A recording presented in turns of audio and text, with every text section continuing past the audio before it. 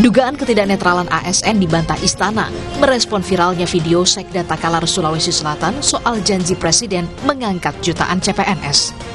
Jadi tidak betul ya ada janji dari Presiden kepada pejabat daerah, terutama terkait dengan rekrutmen PNS yang kemudian dihubung-hubungkan dengan pemilu 2024 ya. Karena ini adalah sebuah rekrutmen PNS itu kebijakan pemerintah ya, yang sudah dirancang oleh Kementerian Pendayagunaan Aparatur Negara dan Reformasi Birokrasi sudah sangat lama, dan ini bagian dari kebijakan reformasi birokrasi untuk peningkatan pelayanan kepada masyarakat. Sementara calon presiden nomor urut 1 Anies Baswedan berharap netralitas ASN TNI Polri tetap terjaga sesuai instruksi Presiden Jokowi.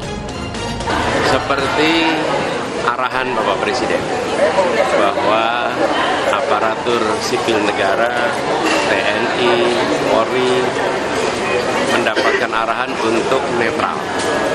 Dan netral itu tidak ada ongkosnya. Kalau intervensi malah ada ongkosnya. Harus melakukan hal-hal ekstra kalau mau intervensi. Tapi kalau netral, tidak ada hal yang harus dikerjakan di luar yang seharusnya. Dan saya percaya ASN, TNI, Polri akan netral. Saya percaya instruksi Presiden, arahan Presiden akan dilaksanakan. Dan kita semua, rakyat Indonesia akan menyaksikan netralitas itu ditunjukkan nanti tanggal 14 Februari.